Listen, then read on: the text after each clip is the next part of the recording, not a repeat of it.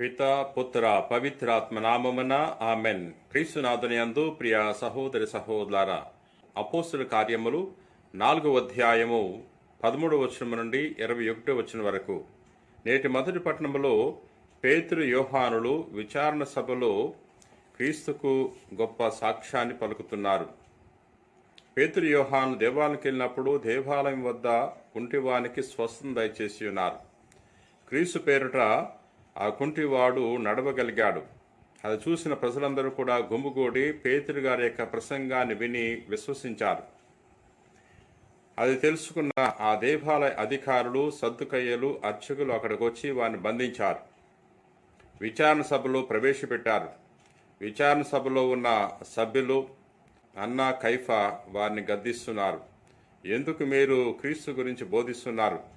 ఈ పేతురు యోహానులు వారికి తెలియజేస్తున్నారు, మేము ఎవరి మాట వినాలి? మీ మాట వినాలా లేక దేవుని మాట వినాలా?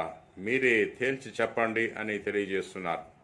అంతేకాకుండా పేతురు గారు విచారణ సభలో ఎంతో ధైర్యంగా తెలియజేస్తున్నాడు, మేము కల్లారా చూచిన వాటిని, విన్న వాటిని మేము మాట్లాడకుండా ఉండలేము అనే విషయాన్ని కూడా తెలియజేస్తున్నాడు. ప్రియ సహోదరి సహోదరులారా, ఈ విధంగా పేతురు యోహానులు యేసుక్రీస్తు ప్రభుకి గొప్ప సాక్ష్యం ఇచ్చారు. మన జీవితంలో ఈ పేతురు యోహానుల వల్లే క్రీస్తుకు సాక్షులుగా జీవించాలి.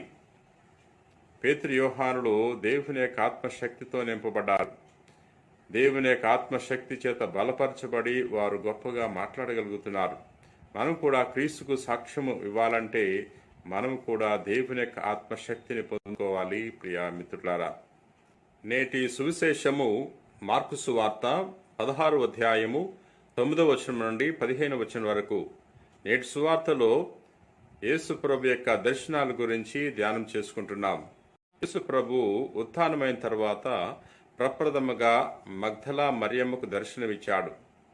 ఆ తర్వాత ఎమ్మావు గ్రామానికి నడిచి వెళ్లే 2 శిష్యులకు ప్రభు దర్శనమిచ్చాడు.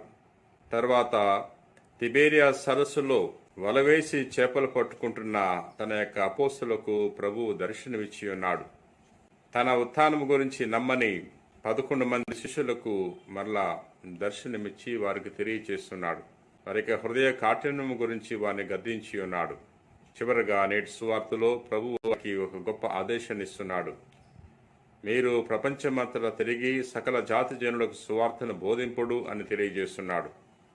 ఈ యొక్క వాక్యాన్ని ధ్యానం చేసుకుంటున్న మనకు కూడా ప్రభు ఈ యొక్క సందేశాన్ని అందిస్తున్నాడు. మీరు సువార్తను బోధించండి. సత్య సువార్త ప్రపంచ నలుమూలలకు వ్యాప్తి చెందాలి. అందుకు మనందరం కూడా సాధనాలుగా ఉపయోగపడాలి. అలనాడు యేసు ప్రభు తన అపోస్తలులకు ఈ యొక్క ఆజ్ఞను జారీ చేశాడు. మరి ఈరోజు ఈ కాలంలో ప్రభు మనలను తన సాధనాలుగా వినియోగించుకోబోతున్నాడు. ఎవరెవరైతే ప్రభు యొక్క సువార్తను ఇతరులకు చాటి చెప్తారో అటువంటి వారిని దేవుడు తప్పకుండా దీవిస్తాడు. సువార్త ప్రకటించడము అది ఎంతో దీవెనకరము. ఈ సువార్త ప్రకటించడము కేవలము మేత్రాణులు, గురువులు, మఠవాసులు మాత్రమే కాదు. జ్ఞానస్నానం తీసుకున్న ప్రతి వ్యక్తి కూడా క్రీస్తు యొక్క సత్య సువార్తను ప్రకటించాలి. ప్రేమ కలిగిన ప్రభువా, దయగిన సర్వేశ్వర ప్రభువా, నిన్ను స్తుతిస్తున్నాం, మహింపరుస్తున్నాం, ఘనపరుస్తున్నాం.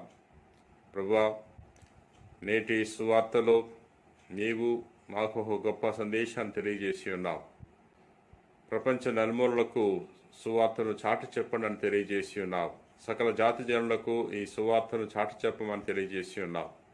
మేము నీ యొక్క ఆజ్ఞను శిరసా వహించి నీ కొరకు జీవించే భాగ్యాన్ని, నీ యొక్క సత్య సువార్తను ప్రకటించే గొప్ప భాగ్యాన్ని దయచేయమని మానాథుడైన క్రీస్తు ద్వారా మనవి చేయుచున్నాం తండ్రి. ఆమెన్.